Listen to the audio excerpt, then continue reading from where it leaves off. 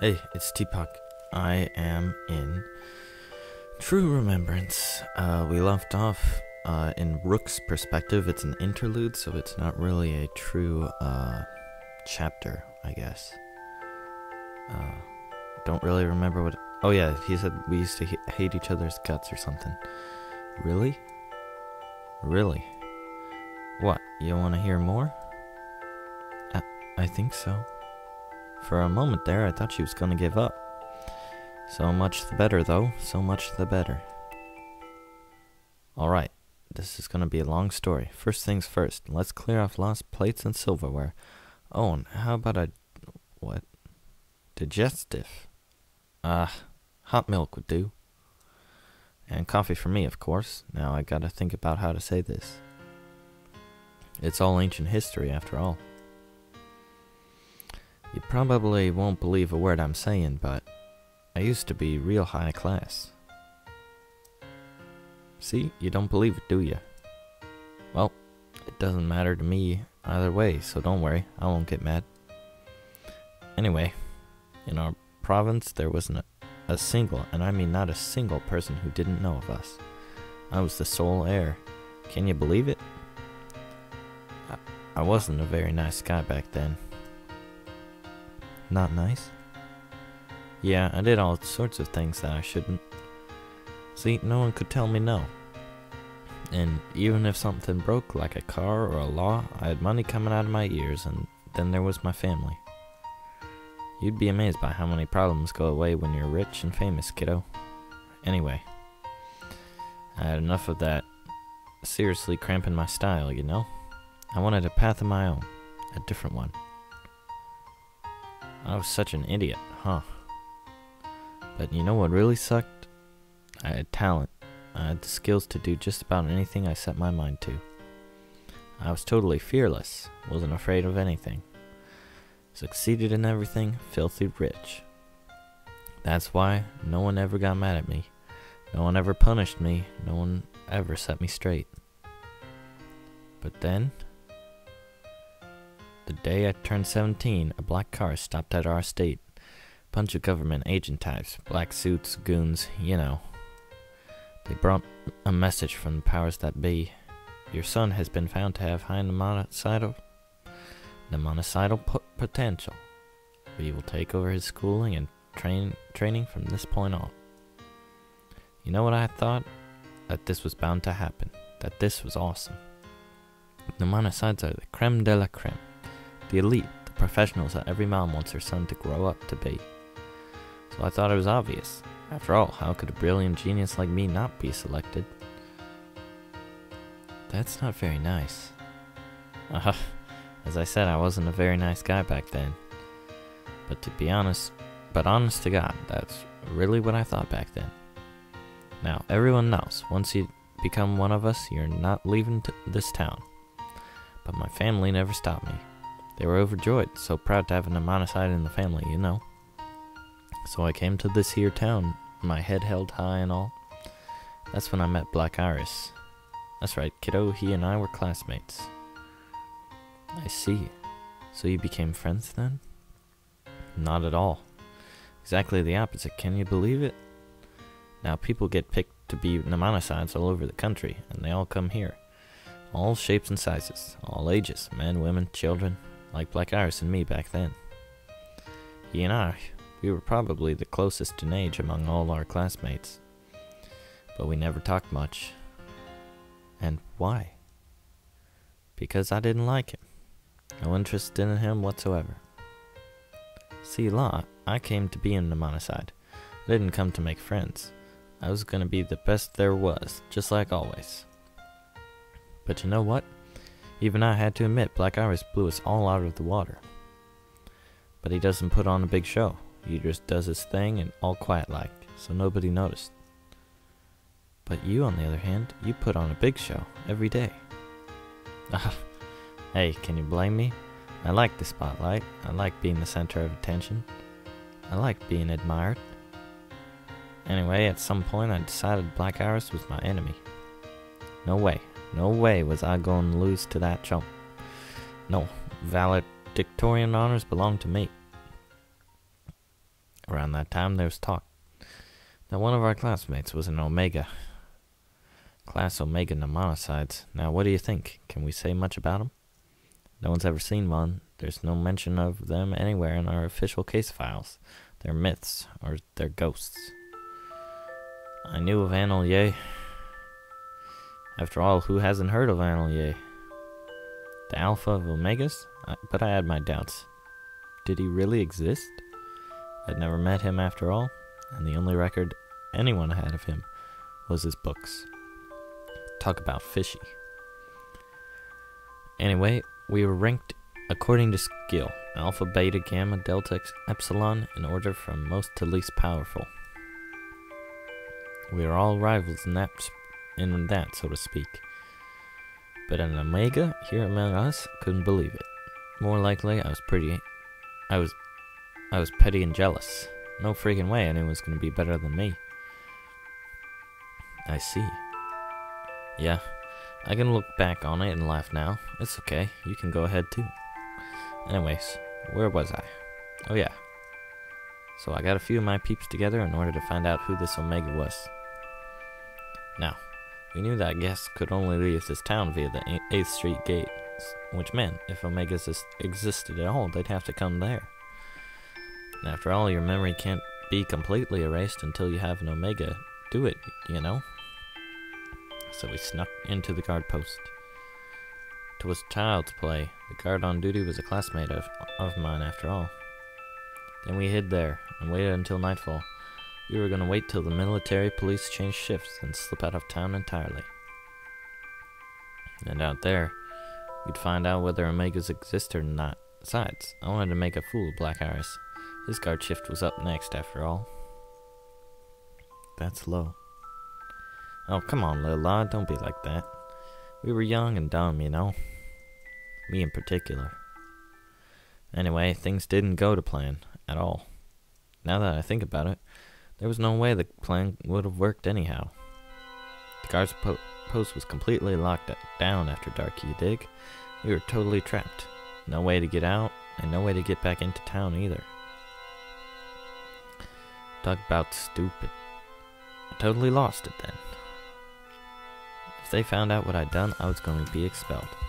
And if that happened, there was no way I could go back to my family. I'd end up as a fugitive, a wanted man. Isn't that something? I, who played at being an outlaw when I was young, was scared of the possibility now. And just then, who showed up but the devil himself, Blackiris. Now, he was our only chance to get back in town, but at the same time, there was no way he was going to help us. And no way he could, even if he wanted to. The MPs had the key to his guard post. We were locked in. Talk about hopeless. But Blackiris found us. He made this scary face, I tell you, it froze me to the bone. Then he, picked the lock. Took him a couple of seconds, boom, just like that. The way he was standing there, cool and flappable, sent shivers down my spine, I'm telling you. Just who the hell was this guy? So I asked him, what you gonna do? And guess what he said? I don't know. It's none of my business if you want to commit suicide, but do it somewhere else. I will be in Mnemonicide at all costs. I don't need you to stand in my way. I mean, whoa. Makes my spine tingle just thinking about it even now. Just what the hell kind of monster was he? Wow, he's so different now. I guess so, kiddo. He wasn't a very nice guy back then either, see? But that incident showed me something. I wasn't any match for him from the very beginning, and I never would be. I don't know where he came from. I don't know why he wanted to become a Mnemonicide. But what I do know is this.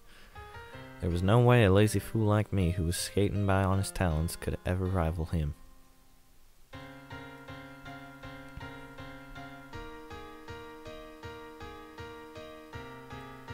After that, we were forced to work with each other, and that's how it all went down.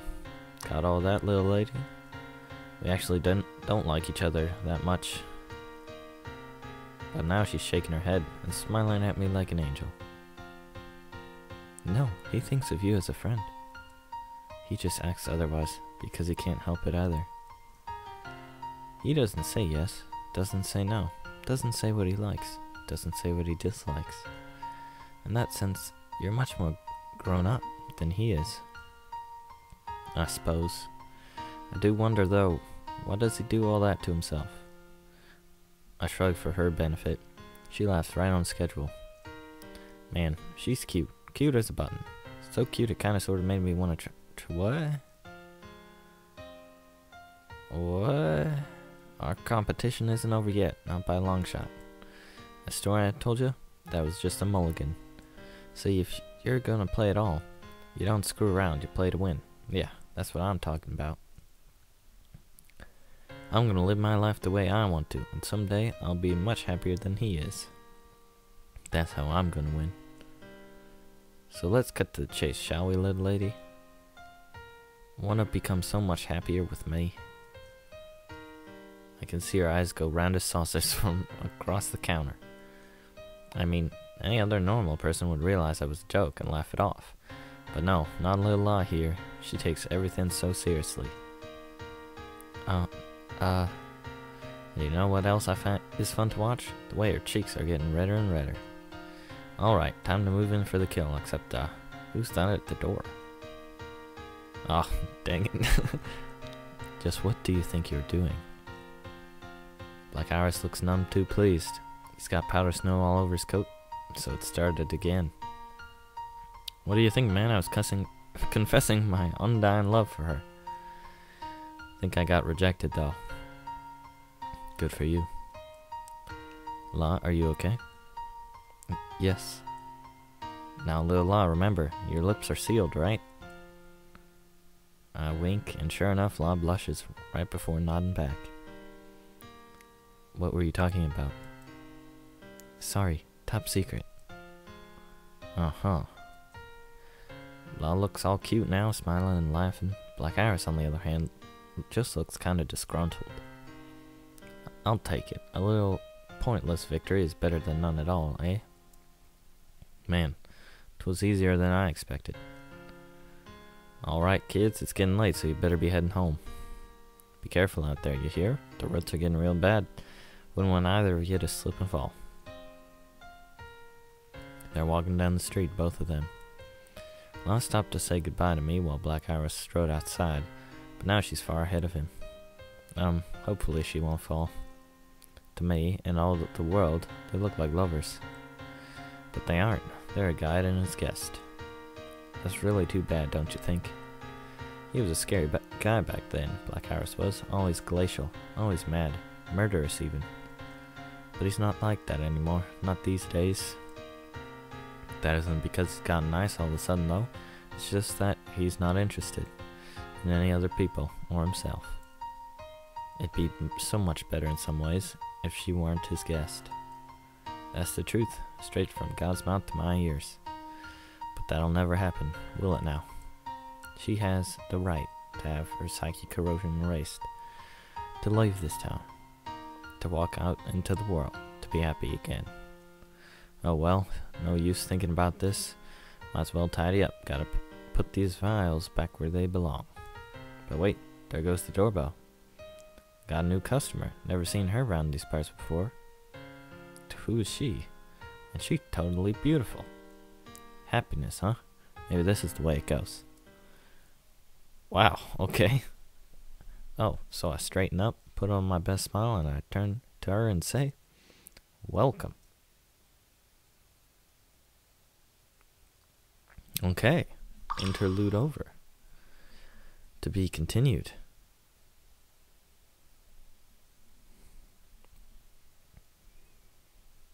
And of course, I'm gonna have to start another. Whoa, what? That's a gun. If we accept the premise, and we must, that killing a man's memory is equivalent to killing the man himself, then a Mnemonicide is a destroyer of worlds. Anilye was the one who wrote that. And I was the one who killed Anilye. What? I remember how heavy the gun felt in my hands, It was the weight of the world. I couldn't hold on to it. I let it fall to the ground. A kitten came up and curled next to the wretched man, next to the fallen alpha of omegas. She started wailing. It was piteous. The kitten turned towards me. Her eyes narrowed. She cried out, just once. I could see the look on her face. She knew, and I knew. She was saying, "Get away from me." I don't know why. Not even to this day, I don't understand. I couldn't take another step. Oniworte. Okay. This is very unexpected. Law liked doing laundry when it was what? Take two. La liked doing laundry when it was clear out like this. A nice sunny day was a rare thing indeed in this land of ice and snow, and she was certainly making the best of it. I mean, she was bustling back and forth out there in the garden, hanging clothes out to dry, dancing about, a hint of a smile on her face even. I stood by the window and watched her for a while. She really did look like she was having fun out there. Good, good. I was about to turn away when she suddenly stooped over. I wonder if she'd slipped on a patch of ice or something, but then she stood. She didn't seem hurt. But when she turned towards me, she was holding a puppy in her arms. She looked worried, real worried. She cradled the little creature as it was the most valuable thing in the world. The puppy was in bad shape, all right. It was limp and unresponsive in her arms. I watched as La gingerly made her way back inside. She was at my side before he even heard the door close. She looked like she was about to cry. I'm so sorry. I dropped a wet sheet by accident on this little one. And sure enough, there was a sheet billowing about on the ground outside. We'd have to take care of that sooner or later, but this puppy was going to have to take priority. It made a feeble attempt to lick my fingers when I reached out to touch it. I shouldn't have, right? If I hadn't been doing laundry, then we would have nothing to wear, and then we'd really be sorry. In any case, this isn't your fault. I picked a dry towel from the laundry basket, wrapped the puppy up, and placed it into the basket. Then I headed to the kitchen and opened the refrigerator. Oh good, we had some milk left. I poured some out into a pan and started warming it. I removed it from the heat before it started to boil, grabbed some bread, and came back to the living room. The puppy's eyes suddenly snapped open, its black nose twitching, and its tail started wagging. It had freed itself from the towel and jumped out of the laundry basket by the time I'd finished dunking the bread into the milk. La, hold the puppy for a bit, will you? Okay. She did as I said. I don't think she had any idea of what to make of the puppy's sudden vigor. Meanwhile, I waited for the milk to cool down. After a minute or two, I dipped a finger into the pan. Good, not scalding anymore. This would do. I put it down on the floor. Alright, you can let go now. The puppy jumped off her lap the moment she let go. It made a beeline for the pan and started demolishing its meal. I can barely see the puppy. There's words in the way. Of course, La couldn't take her eyes off the puppy the entire time. It was probably just hungry. Remind you of somebody? La scowled at me briefly. But she couldn't stay mad at me for long. Soon enough, a little smile came to her face as she watched the puppy lapping up the milk. Bread and milk? Is that good enough? Well, proper dog food would have been better. But we don't have any, so this'll have to do. I just gotta say, I like this song that's going on right now.